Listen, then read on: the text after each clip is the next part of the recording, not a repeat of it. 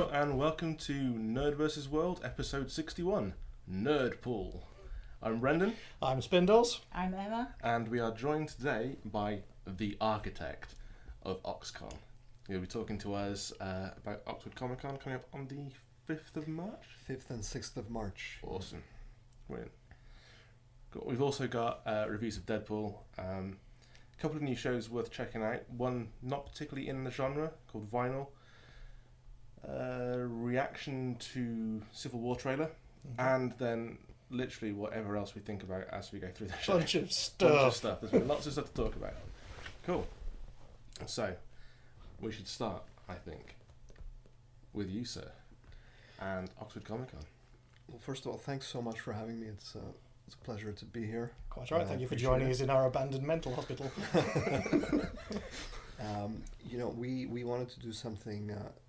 I'm not speaking in the royal we. I'm just speaking on behalf of my team. But I wanted to do something really special in Oxford because it's a city that I'm passionately in love with, and so there's two angles which I focused on in this convention. The first is that I hope that we have the most beautiful venue for any convention anywhere in the world, and that is in the beautiful examination schools on the high street.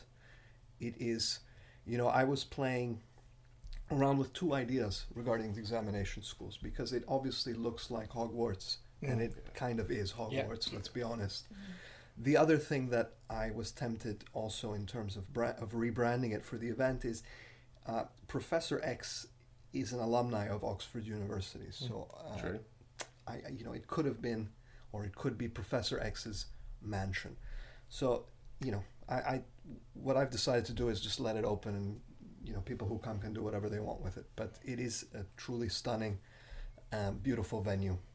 The second thing is we curated a series of talks which I think are truly unique and special, and it's hopefully keeping in line with the Oxonian roots of this event.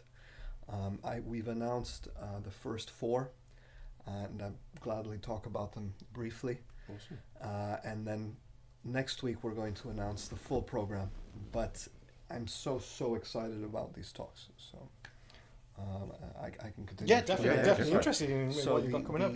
The first talk is by a professor called Ian Shipsey, who's an experimental physicist at the University of Oxford, and he's giving a talk called Stranger Than Fiction, From Quarks to the Cosmos, the Physics Behind Star Wars and Star Trek.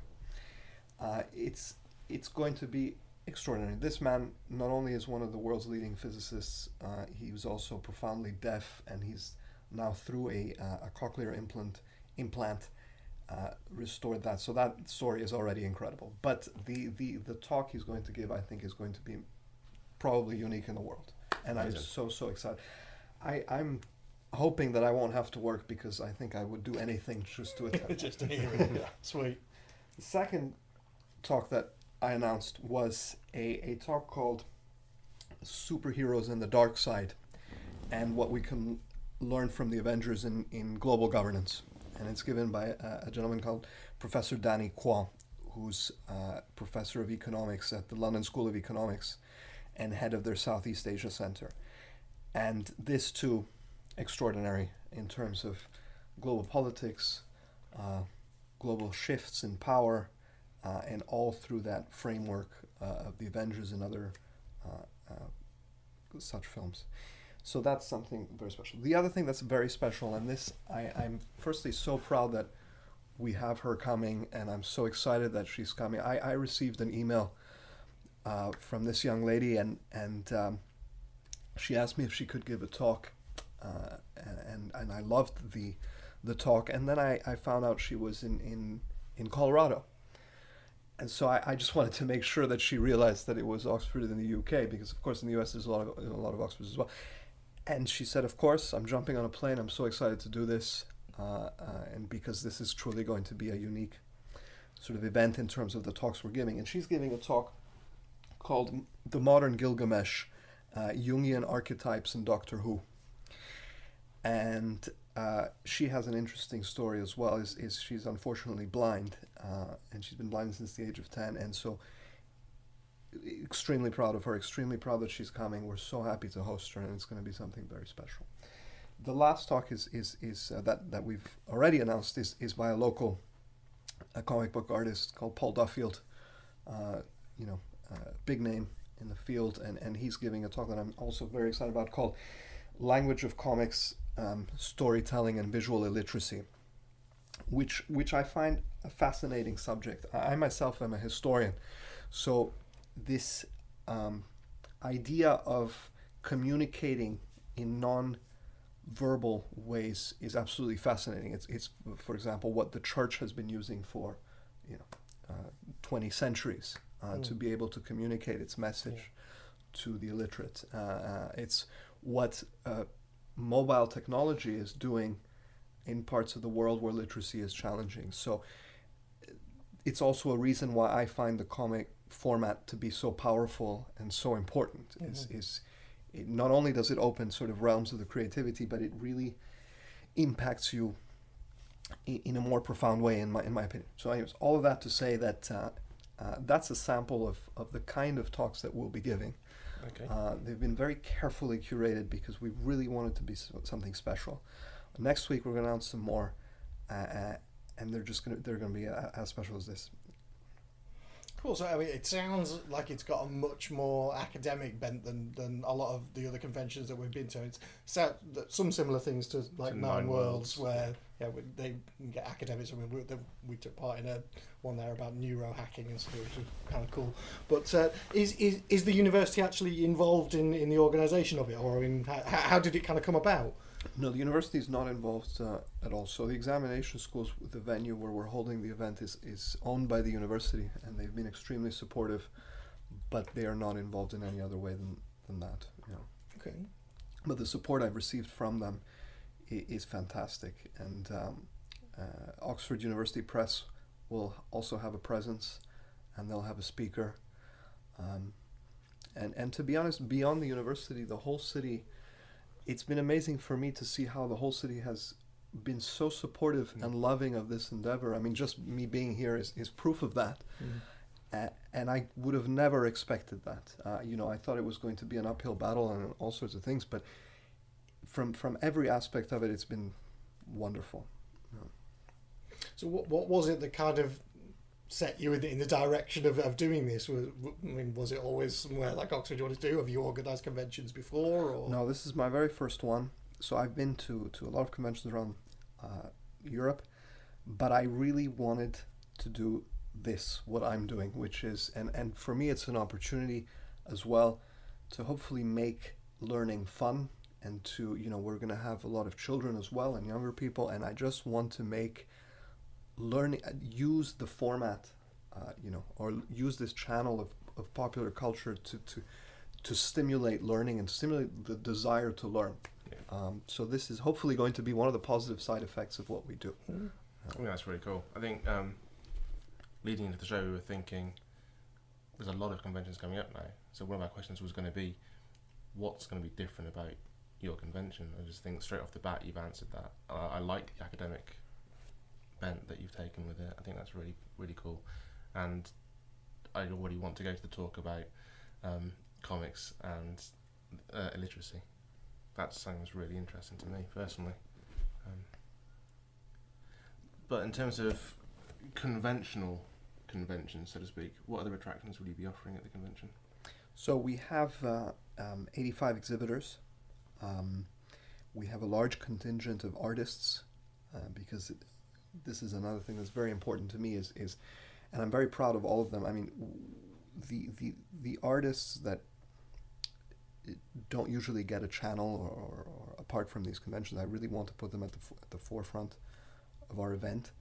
And then, of course, our great partner, which I'm also super excited about, because for me it's a more special partner than most conventions, or than the bigger conventions. 2000 AD, along with Rebellion Developments, but 2000 AD, and it's iconic, it's special, again based in Oxford, and So they're going to have very special things lined up. The other thing, of course, is the whole cosplaying dimension. Yeah. And I'm getting emails from all sorts of people who are asking me if they can bring this and that. And through that, I can tell you that there's going to be some extraordinary things. And I can't wait.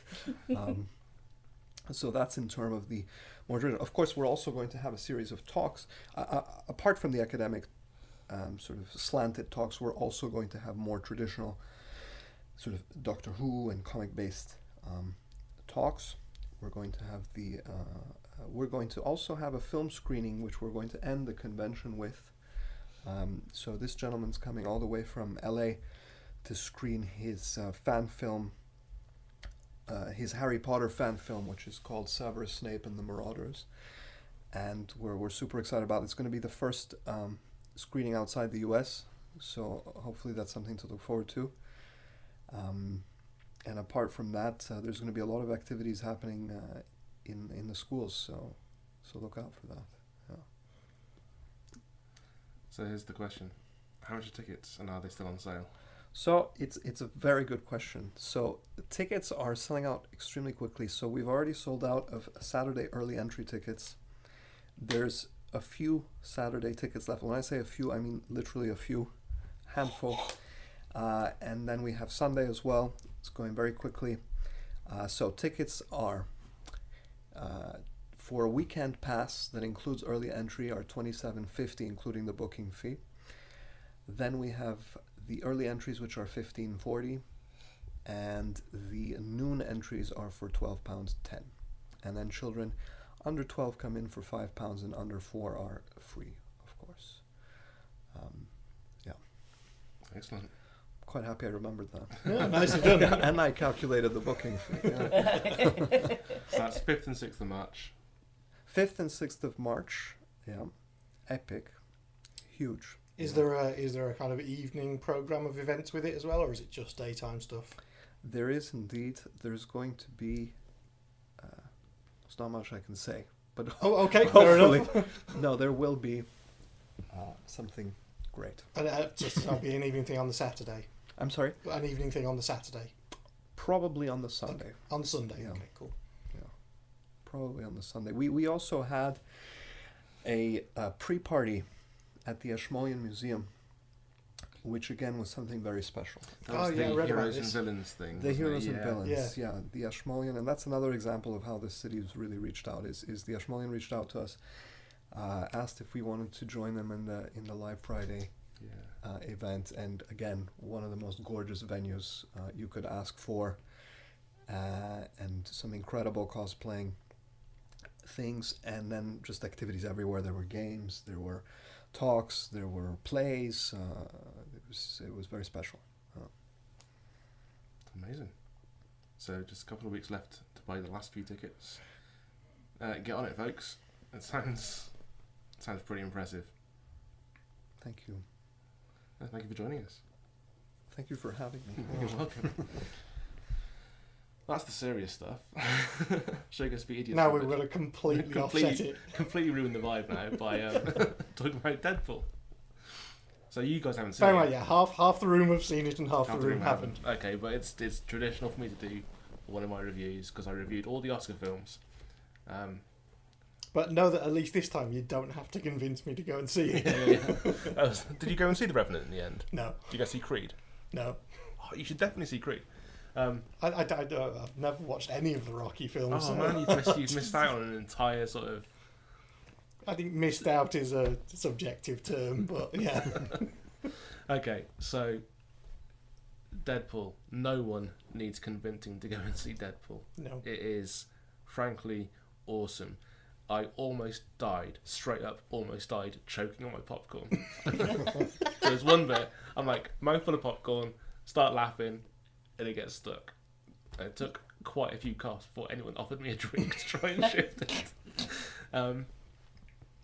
It is chock full of references right from the offset, and is entirely tongue-in-cheek all the way through, even to the point where the opening credits, where it says directed by and all this, they don't take themselves seriously. It's directed by some overpaid asshat, starring a CGI character. the entire thing is littered with jokes. I got from the trailer that it was going to be funny, and I got from that I was going to enjoy it, but I had no idea that I would be laughing from the start to the very end. There are 2 end credit scenes, which again have the whole Deadpool fourth wall breaking approach to them, because they emulate a certain end credit scene from another film, and they're very aware that they are actually an end credit film. The acting is superb. It's probably the best CGI Colossus I've ever seen. Finally, Colossus has more than 2 lines. I didn't think he was that bad in the but he's movies. too fucking small, man. In like Deadpool, he's like properly hench. He's exactly what Colossus should be, and he has more than 2 lines, and he's brilliant. Marina Baccarin, who I'm guessing is probably going to be copycat based on the love interest aspect of the story. Okay. There's nothing's revealed in this movie, but Deadpool 2 is in production apparently already, so she'll be in that. She's great. Everyone's great. Everyone looks like they're having fun. It feels like a fun film to have made, and I think like that really comes across in the way it's paced and all the jokes, and I can't recommend it enough. So exactly how fourth wall breaking is it? Okay, so they go to Xavier's school, and he asks, "Oh, which one, Stewart or McAvoy?" Right? So like he's very aware that he's that he's in a film universe, and he's very aware that the film universe itself is slightly fucked up. Yeah. There's loads of references throughout, but I'm not going to spoil those because you haven't seen them. They're like when you come across them, it's like that's brilliant. Yeah, and of course, like it started this spate now where it's the most successful R-rated film opening weekend. It's broken records for that. It's the most successful opening weekend for any film released on President's Weekend in the States. Last year it was 50 Shades of Grey, and this year it's Deadpool. So you know, Hollywood's learning slowly to give people what they want. But obviously the talk has been that because it's successful as an R-rated film, maybe there is room within movies to be R-rated now. Not aim for PG-13 in the States, 12A's over here. Try and go for that hard R or the 15. Well, I mean, I've kind of heard that some of the people who've seen it reckon that it may kind of have been erring towards an 18. Oh yeah, for sure. There's no way it's a 15. That is an 18 movie. Okay. I made the mistake of seeing it with my girlfriend. It was an epic mistake because she was horrified by the violence and I was laughing my head off. So it was But it even realizes that as well. The film is very aware that you're probably convinced your girlfriend it's a superhero film. It makes a point of referencing it at certain points. So I'm wondering how many people got convinced by the Valentine's recut rom-com trailer. That rom-com trailer was outstanding. But yeah, there's no way that's a 15. That's an 18 movie. The violence is graphic. The language, like he is constantly swearing. Some of his insults are amazingly creative though. But yeah, the F word gets used quite a lot. Because apparently there is an even worse cut of it, which is a director's cut of it, which is due to come out. I'm so waiting for that. I'm so waiting for that cut. Yeah, it's really cleverly done. I think the creator of Daredevil saw it and said that it's the best imagining of his character that he's ever seen, and I can see why. I think it's like, if you're a fan of Deadpool, and I mean someone who's like read the comics, not someone who's just bought the costume for cosplay, but an actual fan of how the narrative of his stories is significantly different to any other superhero narrative, you will appreciate exactly what he does, because he does a fourth wall break within a fourth wall break. Nice. Like, so it's like having that third yellow box, you know. It's really, really good. It's well worth a watch. And now, of course, the talk is that Wolverine 3 will be an R-rated movie. The X-Force, which is basically going to be Deadpool and Friends, is going to be an R-rated movie. Isn't this one Deadpool and Friends? No, this is Deadpool with Colossus and Negasonic Teenage Warhead. Right. You know, because as he says, they couldn't afford any more X-Men. Yeah, I was going to say. I mean, so, is this one actually a Marvel movie, or is it It's a Fox Universal? movie, Is it Fox or Universal? Fox. I think Fox have got the rights Fox. to this, yeah, because that's the only way they can combine that with the X-Men. You know, they're free to make those references quite blatant and have them on screen because they're owned by the same studio. Yeah.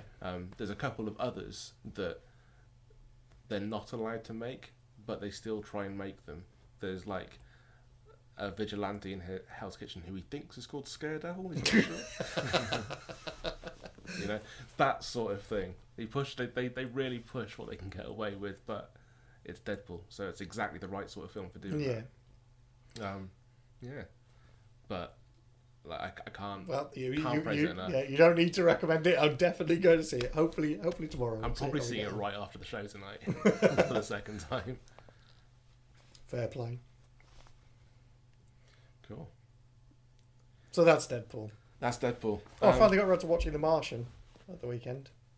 Have you read the book yet? I got the book with it, so because I bought it in Sainsbury's. Right, fair enough. I got the book for free, so I will read the book because I've really enjoyed the film. What did you think of it? Because you weren't convinced going into it that you were going to enjoy it. Yeah, I don't know. I was weirdly prejudiced against it. But I don't know. I haven't been watching anything like Gravity or anything because one person trapped alone in the middle of space doesn't sound the most interesting, but it was an awful lot better than I thought it was going to be. I really quite enjoyed enjoyed it. it. Yeah, I thought it kind of had moments of humour that were brilliant. The book is so much better. Well, we talked about this like when it came out, didn't we? I was just disappointed with that movie because of the ending. Because that ending is just like completely convoluted, and when you read the book, you'd be like, "Oh, that's what she did," because that makes sense. Right. Okay. Right. Yeah, but other than that, and you'll see the couple of scenes they cut out of the book, which added genuine tension to it, which they cut from the film and then added this fake scene for tension. So yeah, it made no sense to me, but it works as a movie, and it's a very, very good movie. But I was the level of butthurt that I was when Tom Bombadil was cut from Lord of the Rings. Right. You know, Okay. it doesn't make me think that the first Lord of the Rings is a bad movie by any means, but there were parts of the book that I really liked that weren't in it, and that was one of it. It's that kind of level. But they made up for it by adding all that extra stuff in The Hobbit. Oh dear. I still haven't watched the third. It's on like Netflix. I look at Netflix and it says recommended for you. Battle of the Five Armies. I'm like, you don't know me. You don't know me. You wouldn't recommend that. We're going to have a falling out, Netflix. Netflix, you and me. It's like they've recommended X and Y and Begin Again with Mark Ruffalo and Keira Knightley. You're like, yeah, I'm watching that before I watch Legend of the Five Armies. You know, and that's a fucking great film. I've seen it. Have you? Yeah, I watched it. I've got all three of them. Oh, do we? Yeah, I've got them on Blu-ray. See, It's a shock. Yeah. You refused to sit through it after you'd watched the first one. I think I'm surprised you managed to get you to watch the second one. No, I don't understand. I don't even want to be in the same room as like a copy of that film. It's like Prometheus level of avoidance for me. Like that's like £3 now in Sainsbury's. I'm like, that's still not cheap enough. I don't want to buy that movie. I like the travelling by rabbit. Oh, the Sylvester McCoy. Yeah. Yeah. That's fair enough. Cool. Despite you nearly killing his rabbits last year. Yes. Sorry, in joke. Cool. So what else have we got? Well, do we want to talk about TV? Do we want to talk about BAFTAs? Well, what do you fancy? Well, I've seen a couple of new TV shows recently. Go for it, sir. So this show is definitely worth checking out. It's called 11/22/63. It's an adaptation of a Stephen King novel about time travel, starring James Franco, and it is about it's a corridor in a diner that you walk through, and it takes you back to 1960. And James Franco has been sent back there by his friend to start building evidence for or against Lee Harvey Oswald as being the assassin that kills JFK. Okay. So it's going back to that point, and living in 1960, or through the 60s, obviously until the date of the title of the episode, which is the day he gets shot, picking up evidence. And it's cool because there's some parts of the past that you can change, but if there's a hard event in the past that can't be changed, the past fights back. So it's like those sort of tension building moments as he's trying to find out when Oswald's handler first meets the CIA. Like, he's walking through this nightclub and no one's been that far before, so things literally falling on him, trying to kill him, or it's like setting on fire to try and kill him, to try and stop him from breaking this bit of the past. Okay. And the thing is, whenever you go back to the starting point and go back to the present day, only 2 minutes have passed in the present day. And then when you go back again, you go back to 1960. So he's got all the way through to one point now, and there's been a big sort of event happen. And now he's thinking about having to reset, which means going back to the present day and then starting from 1960 all again and going through. But it's about an hour and a half, I think, the pilot. It's awesome. It's a really, really nice little time travel story. And obviously Stephen King's writing is brilliant. You know what I used to love is Quantum Leap. Hell yeah. Oh, yes. Right? Hell yeah. Scott Bakula. It was maybe the greatest show ever, right? I miss it. That soundtrack as well, the opening credits. Yeah. That was awesome. You're not convinced by it, are you? I Especially the episodes where he plays a woman. There was just too much baseball for me. It was only a pilot. He was always playing baseball or American football or, you know, like doing something as a sport or being a woman. Yeah. Yeah. But he did the JFK episode as well. They had a two-parter for the JFK, which sticks with me. It always sticks with me because Ziggy told him that he had to die, I think. So they're talking him through the best way to slit your wrists, and he's not wanting to do it. I remember that. That's never fucking left me. The one that I remember is the one with Stephen King in it. Not actual Stephen King, but Stephen King as a character. And it was kind of a Halloween episode, and Al wasn't Al. Al was the devil the entire time in the episode, because you see him at the end, he's got like glowing red eyes, and then Al appears and goes like, "Oh, who's that guy?" And it's actually the devil turning up on an episode. That was a brilliant one. But yeah, Stephen King as a character. I once watched a Stephen King movie, I think at 2 a.m, and I'm still not sure if it was real or not. And I think it's called The Langoliers. I've seen The Langoliers. It's like a 3-hour long 2-part thing. Okay, yeah. So if I'm right, they eat time. Yeah. You know. So basically, there's a plane, and then it somehow it crosses into a different time stream, and then it lands, and there's no people around, and then these creatures start appearing that are just eating everything around them, trying to clean up the timeline because they're a remnant of a timeline that shouldn't be. It's quite a good one, actually. It was only a short story because it was in Skeleton Hour? Was that what it was called?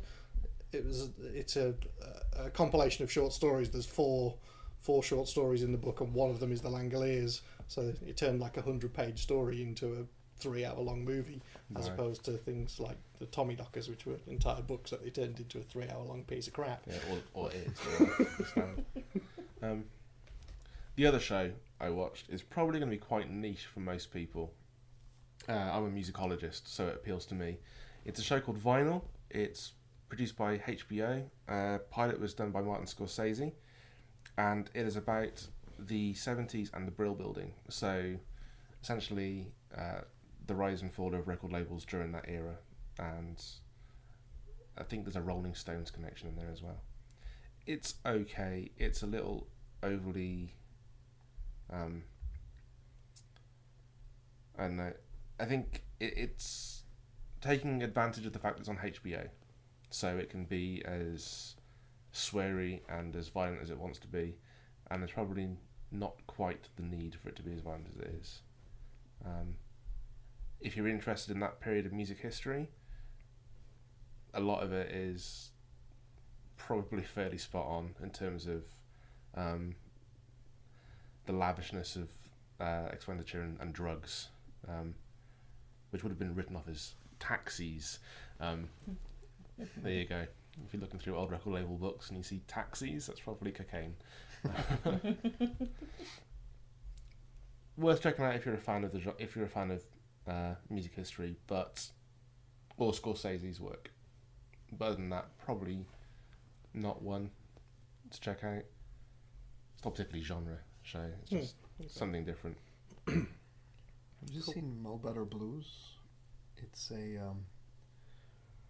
it's a fantastic film by Spike Lee, and I believe it was Denzel Washington's first movie, and he's a blues player, and that's one of my all-time favorite movies. Talking about favorite movies, worth watching for the music thing. The music is impeccable in that. I love another one called Crossroads, which is Ralph Macchio, who plays a kid who plays classical guitar but really wants to play blues, and he finds this old harmonica player in an old person's home, and they go on a big trip down to the Mississippi, down to the Delta, and it ends up with a head-cutting battle in hell with Steve Vai.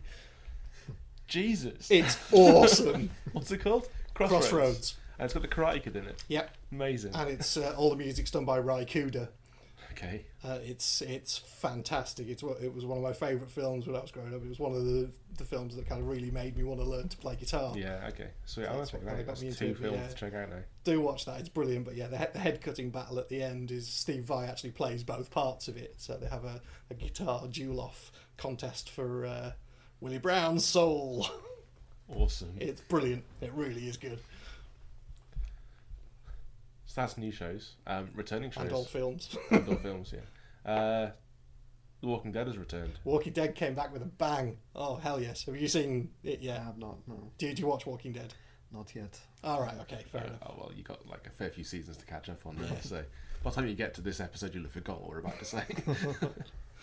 But yeah, it came back with a literal bang at the start of the episode, which was kind of cool, provided by a rocket launcher, which was just thoroughly unexpected.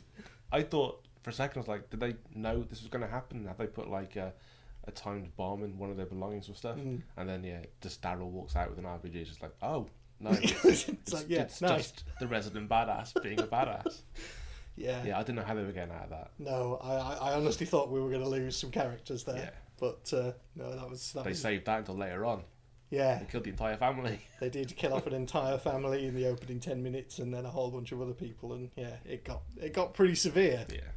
I think they're really not pulling any punches in this season now. Well, I think that's probably because we know what's coming in terms of Negan. Yeah. So with Negan coming along, they need to. Not that they've really ever pulled punches in The Walking Dead, but it got a bit like that for a while, though. It kind of felt like it had gone a bit soft for a while in kind of season 2 with when it lost you at Herschel's farm. Well, I've always maintained that was the worst season. Yeah. That's like, I think that is literally 2 pages of a comic book. Yeah. Stretched out for 13 episodes of a series. Yeah. Just not worth it. Yeah, it was awful. But yeah, because with Negan, we are definitely going to lose a fan favourite. And the worst thing is we know it's coming as well. It's not going to be a shock. Yeah. It's going to come and it's going to be brutal. You said they didn't pull punches, but your boy didn't die last time. Carl? Well, he doesn't die. No, Glenn. Glenn didn't die. Well, he's going to. Yeah, because the reason we thought that he might survive that one anyway is because of how he gets spectacularly taken out in the 100th episode of the comic. Yeah. Which is why the hands of Negan. Yeah, which is why they're kind of like not pulling the punches now, because when Negan does that, if they've not been built up to Negan's brutality by that point, that's just going to have people just screaming. So yes, there's unpleasantness to come with Walking Dead. So it's got to the point where Rick's thinking of taking on the job of Alexandria and making it safe again. We'll see how that goes for him. The walls are still holding us about.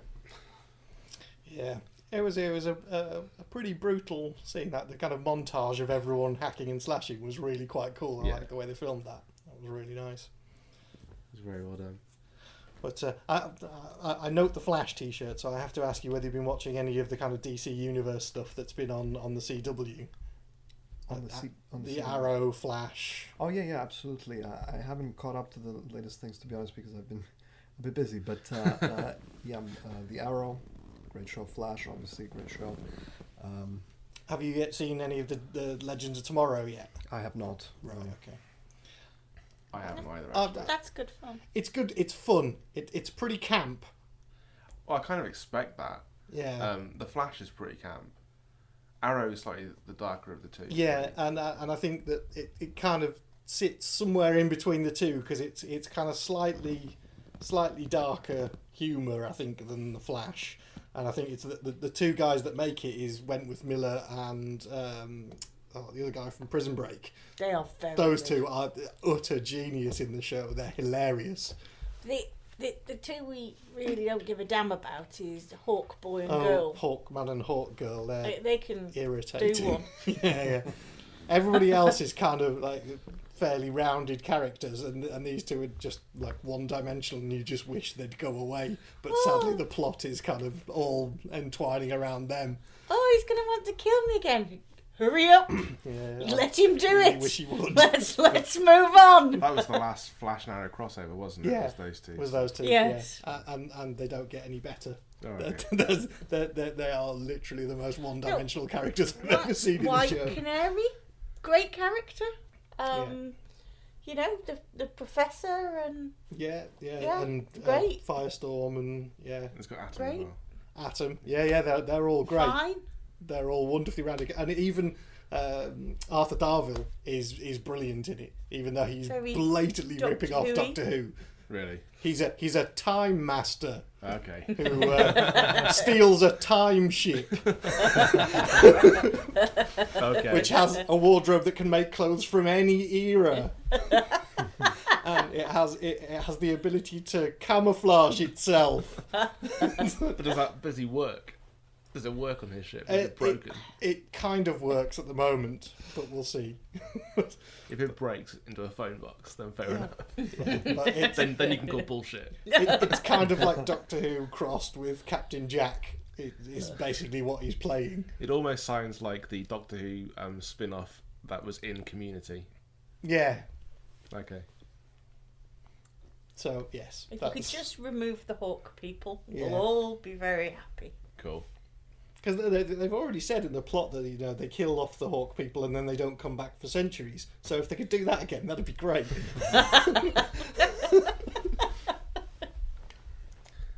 What else has returned? Castle. Castle. Castle. Castle. Like with a Castle. two-part one. Castle. Yes, Castle. I am ruggedly handsome, aren't I? No, that was a good two-parter. It was. Came back. It was good because the episode preceding it was a bit dull. The one set in the theatre. Yeah. That wasn't great, but no, it's Like Mad Russian chap. Oh, I think he was Yes. awesome. He needs to come back. the guy from Spartacus. Yeah, he has to come back. That was a great character. Yeah, he would be good to come back. But yeah, that show's just... it's finding its feet again. It's had to for this season. Yeah, and I think they've changed the dynamic of it quite a lot Yeah. now with Castle opening up his own PI firm Yeah. and stuff. So it's changed the dynamic quite a lot, which is good. It's because they weren't ready for this season. They didn't think they were going to be renewed. Yeah. So, yeah. But it's back and it's cool. And we're nearly out of XFiles. See, I'm Already? still just on episode 1 of the new XFiles. Are you an XFiles fan? I haven't watched the new ones, but the old ones I used to watch religiously. Yeah, so I think we spoke on the last show about it. As I'd seen most of the first episode on the last show, and it is like kind of putting on a comfortable old coat again after a lot of years of not wearing it. But it is funny. But then it's just gone utterly mental and has just decided to start taking the piss out of itself mercilessly in some of the episodes.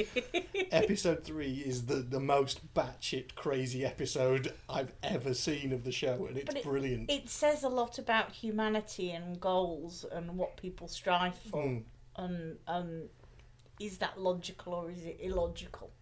And I think it made some really, really good points. Yeah.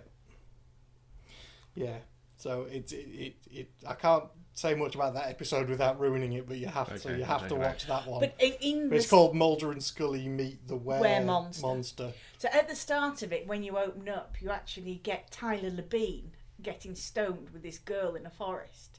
And, Tyler Labine is a great actor. And he's in it just as Stoner number 1. Stoner number 1. He didn't even get a name. Oh, brilliant. It's like the whole of Hollywood were just fighting to get cameos in it. I swear that's what's happened. Like some kind of battle royale had to go on to see if people would get even a walk-on role in it. So he was only in it a very small amount of time. About 30 seconds and at the start. On IMDb, he's about 4th from the top of the cast list. Yeah. But then episode 5 is also very, very odd. And without giving too much away of the episode, you get Mulder on an acid trip going line dancing. Amongst other things, it is crazy. Okay, that's one to check out then, for sure. So yeah, one episode left to watch of that, and from the trailer of it, apparently it's kind of wrapping up mythology episodes. So kind of looking forward to seeing how they deal with that. That's cool. I went up and caught up on Agent Carter after the last episode, and we were talking about the Hellfire Club. Mm-hmm. Her name's Frost. Yeah, indeed. How did I not even twig that her name was Frost? Yeah. So yeah, it's probably going to be some sort of. They don't say Hellfire Club, and she's got a different name apart from the fact that she's Frost. Apart from Frost, she's got a different name, and they can't say Hellfire Club because that's X-Men. Yep. So that's not owned by Marvel or ABC. So it'll be some sort. But yeah, I think you're absolutely spot on. Some sort of spin-off for that. Yeah.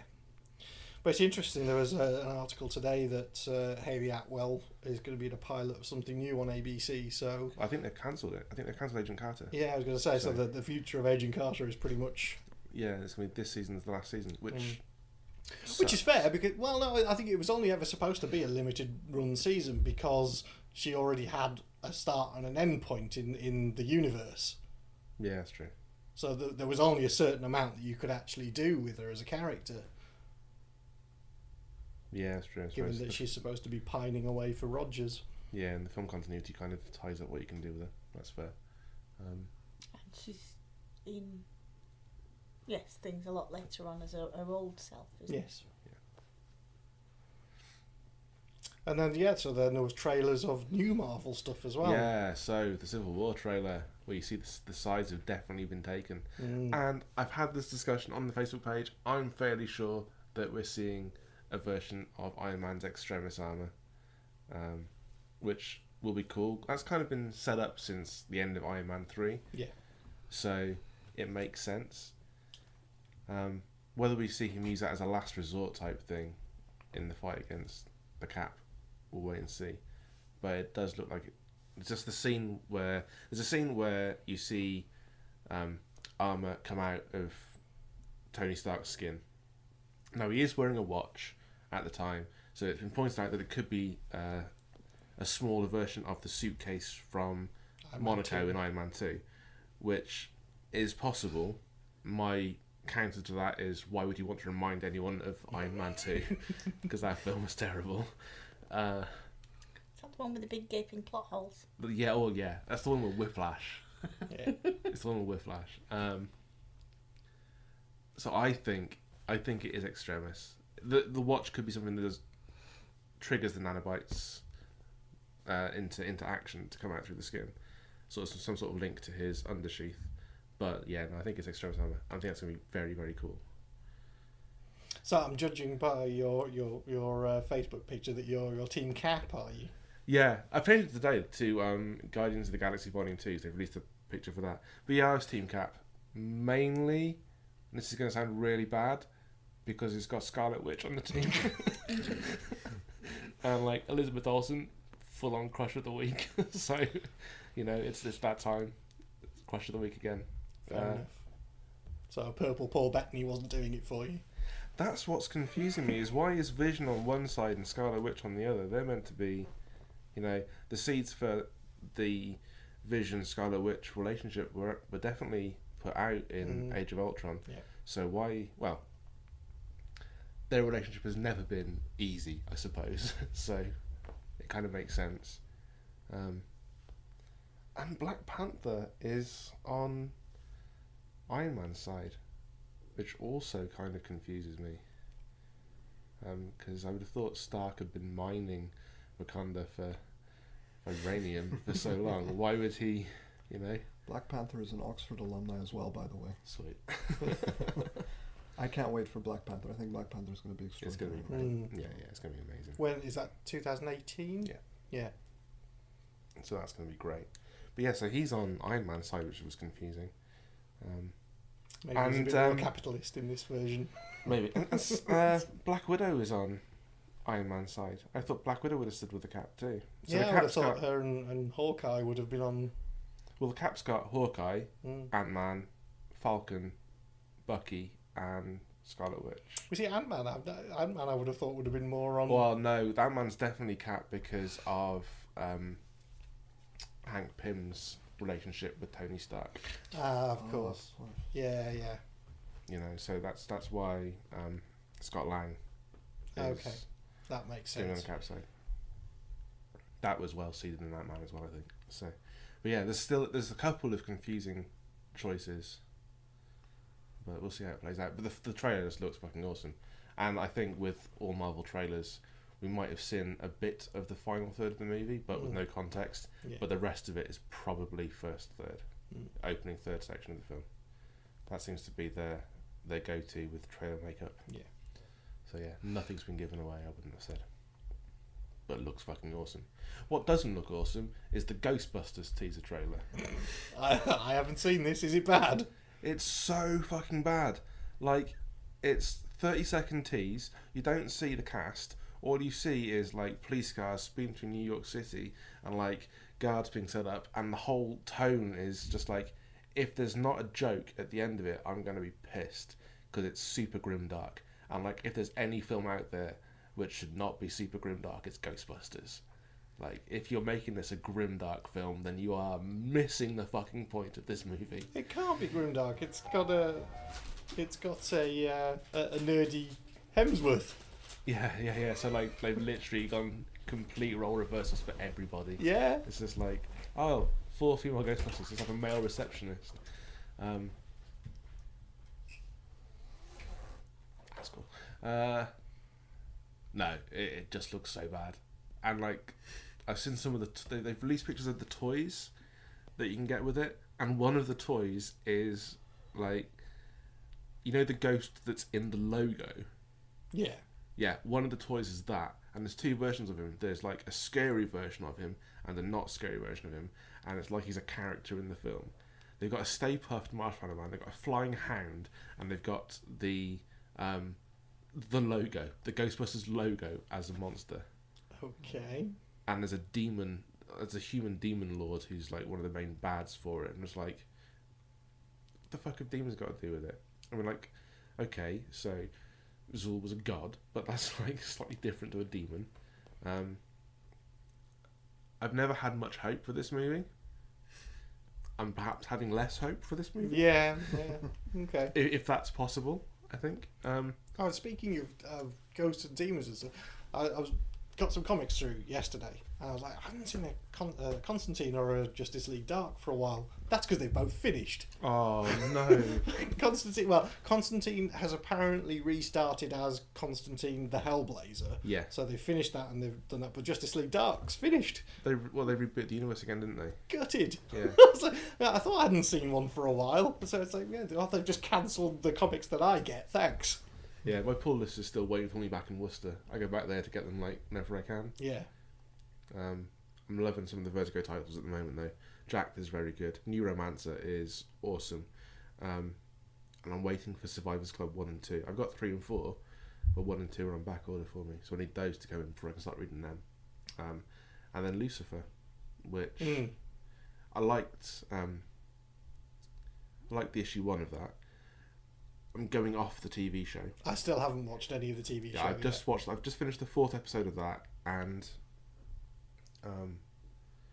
it's got a little bit interesting in that Chloe, who's the cop, caught a glimpse of Lucifer's true face in the mirror, and then like he finally convinces her that he's the devil, like he's immortal. He says, "Just shoot me." So she shoots him, and he bleeds and he's in pain. And he's like, "What? This isn't meant to happen. What's going on?" So there's obviously something there with her being the only person who can like kill him or something. I don't know. It's just a bit shit. That sounds rubbish. It's kind of it's utterly disposable TV. it's like one of those shows where you can just sit down and watch, and it's completely inoffensive, and it might make you laugh on occasions. But if you missed a couple of episodes, I wouldn't cry about it. I wouldn't rush to go out there and catch up. But if you're bored and need something to watch to kill like 40 minutes and a few brain cells, Lucifer is perfect for the job. Fair enough. So I won't be hanging on it to be released on Amazon. It's on Amazon anyway. Yeah, but it's being released weekly, isn't Yeah. it? So I'll if you're I'll on leave it and then use it to fill up a rainy day at some point. If you're on Amazon Prime, you should be watching Mr. Robot if you haven't already. I still haven't watched that, but we've been watching Outlander. Yeah, or catch up with The Man in the High Castle. Mm-hmm. Those 3 shows are the ones that you should be watching. And watch Constantine again, just yes. because Constantine. Have you seen that? No, I want to watch Man in the High Castle, actually. Yeah. It looks pretty amazing. Yeah, it's a pretty good show. And Mr. Robot, have you seen that? No. You should definitely watch Mr. Robot. That's an awesome show. Very, very good show. Is Christian Slater in that? Well, Mr. Robot? Yeah. Yeah. It is, right. 'Cause Yeah. I keep seeing him going, I'm sure that's Christian Slater. Yeah. It is. Alright, cool. They beat out some decent competition this year at the Golden Globes to win awards. Oh, sweet. So, yeah. The lead actor in that is incredible. Cool. Should we wait for Emma? No, I suppose carry on. Interestingly, as something we were talking about a while ago, is that the BBC Three thing that got switched off yesterday, so Yeah, that's now online Just only. online. Yeah. Well, it's interesting to see how that pans out now. One of the main things they had to do was dropping Family Guy, so that's now gone to ITV2, I think it is, or ITV3, one of them, because they just couldn't afford it because it was going online only. That Family Guy was eating up their entire budget. Yeah. See, the BBC has confused me recently because they recently sold half their rights for the rugby. I mean, this is sport, so it's a very quick section, so don't turn off at this point. I'm a proud Immediately supporter. switches off. I'm a proud supporter of the Irish rugby team, and I look forward to the Six Nations every year. But all the Irish home matches are on ITV Player instead. So they sold all I think it's the Welsh, Irish, and I think the English home matches are on ITV.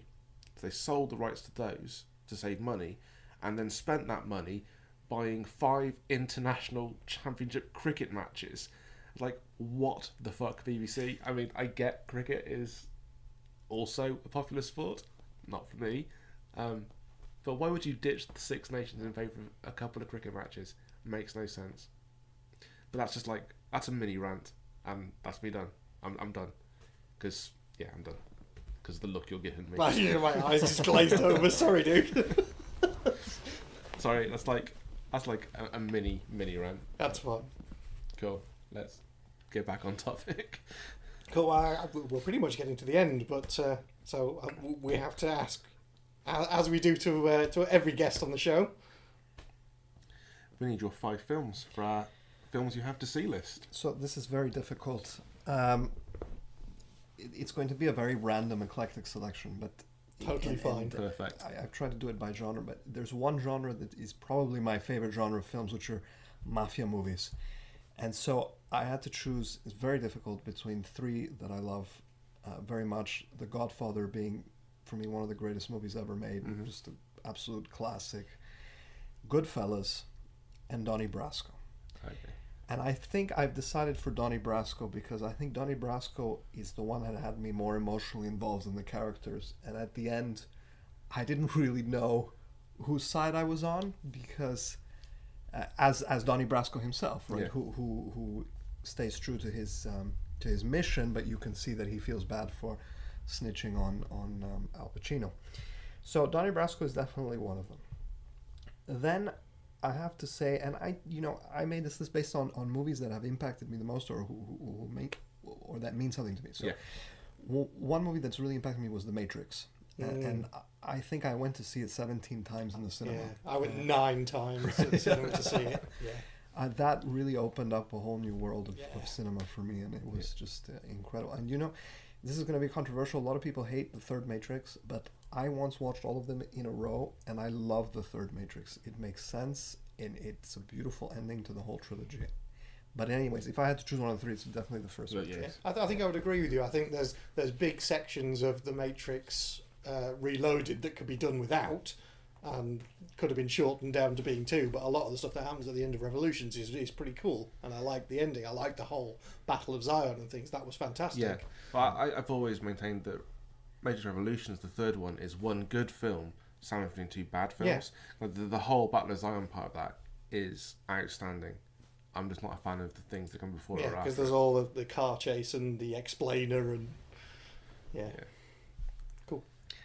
Then, in the spirit of fairness, I've chosen one DC and one Marvel. So, Dark Knight, I think, is still. I mean, for me, it created the new genre of superhero movies. It brought it to the next level, and everything else. I mean, it's I can watch that today again and just be shocked like it's the first time I saw it. So that's definitely one. Then on the Marvel side, I actually went for Ant-Man because I found Ant-Man so fun. I have to agree. I thought Ant-Man was the best Marvel film of last year. I thought it was better than Age of Ultron by a mile, and it went straight into my top 5 all-time Marvel films. It was amazing. Yeah. Especially the end sequence. Yeah, When the top of was- the tank engine fight was just genius. You know, you always get on top of train fights in Yeah. films, but to make it Thomas the Tank Engine just Utterly exceeds inspired. expectations. But it was more than that though. It Yeah. was more than like playing with the scale of the character and the scale of the set. But it was the scale of the hero. Yes. Was also massive, and the fact that this wasn't a big world-changing plot. This was quite a personal thing. It was a redemption arc for him. It was a personal battle against his criminal intent, and there was the whole familial aspect of it. It was awesome. There was no Sokovia being lifted into the sky. It was literally just the final set piece took place in a house, and that brings home the scope of the movie. And I thought that was what made that film just so good. And they had a rather beautiful new pet. Yes, they did. That little hand. Well, that big fuck off hand. But yeah, so I completely agree with you on Ant-Man. I thought that was exceptional. Yeah, it was a lot of fun, and it was a difficult choice for me between Ant-Man and Guardians of the Galaxy, because Guardians of the Galaxy I had so much fun as well, and the music is brilliant, and again, it's one of these movies you're just entertained and just in a good mood for 2 hours. It's just amazing. Anyways, the fifth movie, it was difficult because I was either going to go with a classic or I was going to go with something new. So there's an Italian movie called The Great Beauty, which if you haven't seen, I recommend. It's 3 hours long, but it's basically a poem on film. It's I have a bias because I have an Italian origins, but it's a gorgeous film. Just even to look at, it's filmed in Rome, in the most beautiful parts of Rome, and at the end of the 3 hours, I wanted it to be longer. So it was just an excellent movie. Now, if I may say what I would like to see, and there's just one movie that I please ask, if Marvel is listening, I want a Silver Surfer movie. I want it so badly, because I liked how he appeared in the Fantastic Four. Everybody hated that movie. I didn't think it was that bad. But the way Silver Surfer appeared in that movie I thought was great, but he needs his own movie. He's my favorite comic book character. I will agree with you completely. Silver Surfer was one of the first comics I ever collected when I was a kid, and I loved it to bits, and I was gutted at the way that they didn't come out with a Silver Surfer movie after they'd done a backdoor pilot in the Fantastic Four. I was gutted that it didn't happen. I think the issue with the Silver Surfer movie is going to be that there are various studios that have rights to him. Because I think Marvel still have rights because of the whole Galactus aspect of it. And then Fox and X-Men, and then Universal and Fantastic Four. So I think, it'll be, if it can be arranged, I think it'll be a cross-studio collaboration. But hell yeah, we'd love to see that. In the vibe of all these, the Civil War movie and then Superman versus Batman, you could have Silver Surfer versus Thor, Silver Surfer versus Spider-Man, like in the original series. It would just be the greatest movie ever, so it has to happen. Yeah. Sweet. Yeah, good call. Alright, I think that's about it. Awesome. Well, thank you very much for joining us today. Thank you very much for having me. Not a problem. That is all for this time, folks. Until next time, I've been Brendan. I've been Spindles. I've been Emma. And I am the Architect. See you at OxCon. And until next time, take care and be excellent to each other.